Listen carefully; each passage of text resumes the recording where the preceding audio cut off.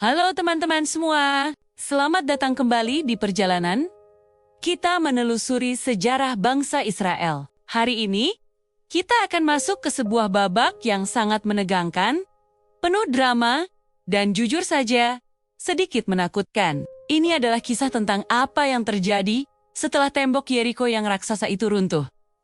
Teman-teman, bayangkan suasananya. Yeriko baru saja hancur total. Debu masih berterbangan di udara, dan sorak-sorai kemenangan bangsa Israel terdengar sampai ke ujung cakrawala. Bayangkan, perasaan orang Israel saat itu, mereka baru saja melihat mukjizat yang mustahil. Tembok yang begitu tebal runtuh hanya dengan teriakan dan tiupan sangkakala. Mereka merasa tidak terkalahkan. Di perkemahan, suasananya luar biasa meriah. Para prajurit tertawa bangga, dan anak-anak kecil lari ke sana kemari, menirukan bunyi sangkakala. Wah, pokoknya semangat mereka lagi tinggi-tingginya. 100% yakin kalau seluruh negeri Kanaan bakal jatuh ke tangan mereka dengan mudah. Tapi di balik kegembiraan yang meluap-luap itu, ada sebuah rahasia gelap yang terkubur. Sesuatu yang sangat berbahaya sedang mengintai mereka dari dalam. Masih ingat tidak? Sebelum penyerangan Yeriko, Yosua sudah memberikan peringatan yang sangat keras. Perintah itu datang langsung dari Tuhan.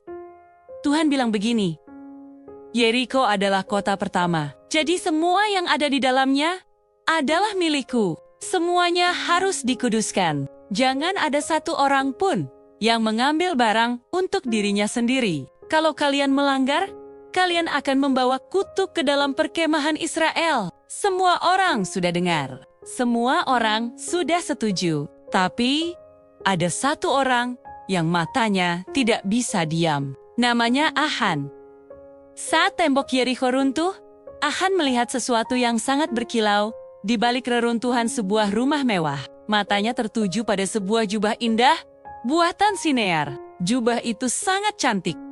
Jenis pakaian yang hanya dipakai oleh raja-raja. Di sebilanya ada emas dan perak yang jumlahnya cukup untuk membuat seseorang kaya raya seumur hidup. Di saat itulah, hati akan mulai goyah. Si ular keserakahan mulai membisikkan kata-kata manis. Ayo Ahan, lihat barang-barang ini. Sayang sekali, kalau semuanya dibakar begitu saja. Siapa yang bakal sadar kalau kamu mengambil sedikit saja? Tuhan pasti maklum, akan melihat ke kiri dan ke kanan. Aman. Dengan tangan gemetar, dia mengambil jubah itu, emas, dan perak tersebut, lalu menyembunyikannya di balik bajunya. Sesampainya di tenda, dia menggali lubang tepat di tengga-tengga tempat tinggal keluarganya, mengubur harta karun haram itu, lalu menutupinya kembali dengan tanah. Dia duduk di sana, berpura-pura setia. Dia berhasil menipu manusia, tapi dia lupa bahwa mata Tuhan melihat sampai ke dalam hati yang paling tersembunyi. Sementara itu, Yosua sedang sibuk merencanakan langkah selanjutnya. Target berikutnya adalah kota Ai. Jika dibandingkan dengan Yeriko, Ai ini kecil sekali. Yosua mengirim beberapa pengintai ke sana. Tidak lama kemudian, para pengintai itu kembali dengan wajah meremehkan. Mereka tertawa dan bilang, Panglima Yosua, tenang saja, kota Ai itu kecil sekali. Kita tidak perlu mengirim semua pasukan ke sana. Cukup kirim 2 atau 3.000 orang saja. Itu sudah lebih dari cukup untuk meratakan Ai. Yosua mendengarkan saran itu dan berpikir, ya, benar juga. Ai mah urusan gampang. Maka, terpilihlah sekitar 3.000 prajurit. Mereka pergi ke Ai dengan perasaan sangat percaya diri. Mereka tidak berdoa seserius sebelumnya. Mereka mendaki gunung menuju Ai, seperti orang yang mau pergi piknik, bukan mau berperang.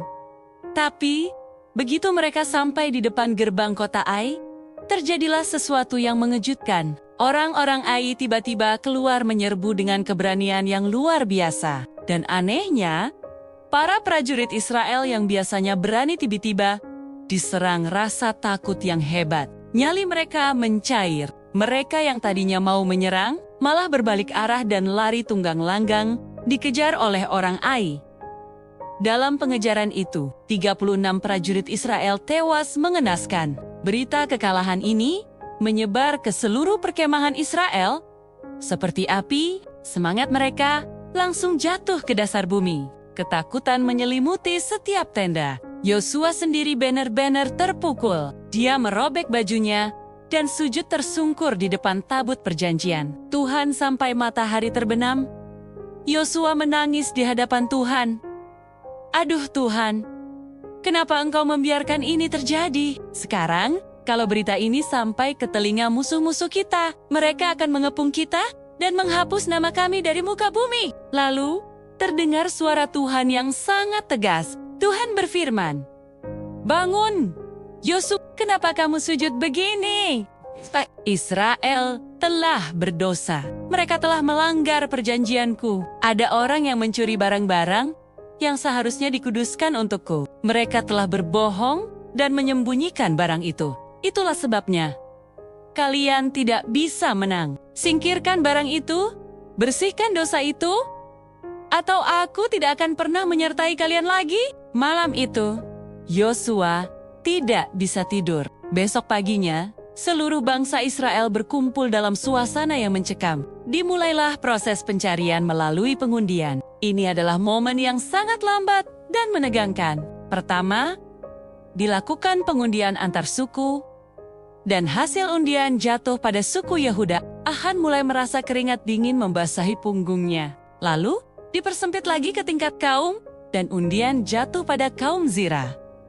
Wajah Akan mulai pucat. Kemudian dipersempit lagi ke tingkat keluarga, dan undian jatuh pada keluarga Zabdi. Akhirnya, pengundian dilakukan per orang, dan nama yang keluar adalah Ahan. Ahan berdiri di sana.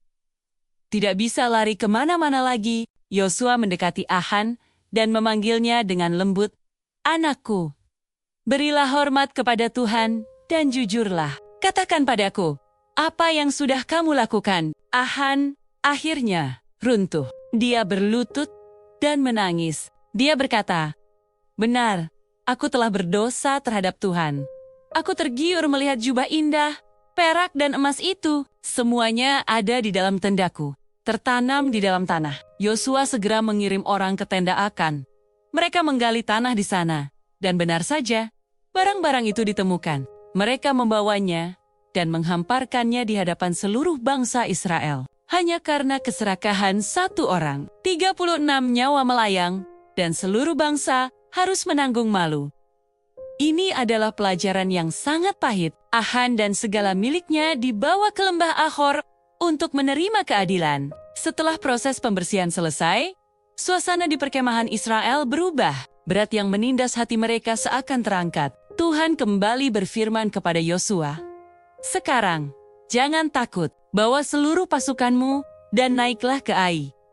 Aku telah menyerahkan kota itu ke tanganmu." Tapi kali ini, Tuhan memberikan sebuah strategi perang yang cerdas, yaitu strategi penyergapan atau jebakan rahasia. Yosua memilih 30.000 prajurit terbaiknya. Dia menyuruh mereka menyelinap di balik perbukitan di sebelah barat kota Ai pada malam hari. Mereka harus bersembunyi di sana tanpa suara dan menunggu tanda dari Yosua. Pagi harinya, Yosua membawa pasukan utamanya menyerang dari depan. Begitu Raja Ai melihat pasukan Israel, dia tertawa sombong. "Ayo keluar semuanya, kita habisi mereka seperti kemarin." Seluruh laki-laki di kota Ai keluar menyerbu, meninggalkan gerbang kota terbuka lebar. Yosua dan pasukannya berpura-pura takut dan lari ke arah padang gurun. Orang-orang Ai terpancing keluar jauh dari kota mereka. Di saat itulah Tuhan berfirman kepada Yosua, "Angkatlah tombakmu ke arah kota itu." Yosua mengangkat tombaknya tinggi-tinggi. Itu adalah tanda yang ditunggu. Prajurit yang bersembunyi di belakang bukit langsung keluar, menyerbu masuk ke dalam kota Ai dan membakarnya. Asap hitam mulai membubung tinggi.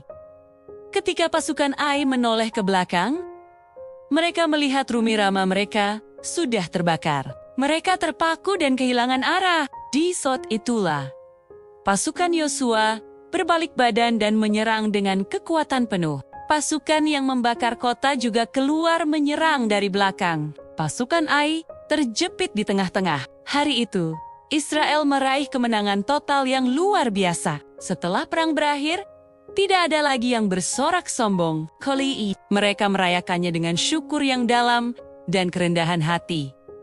Mereka belajar bahwa dosa sekecil apapun, jika disembunyikan, akan merusak seluruh komunitas. Mereka belajar untuk tidak pernah meremehkan masalah dan selalu mengandalkan Tuhan.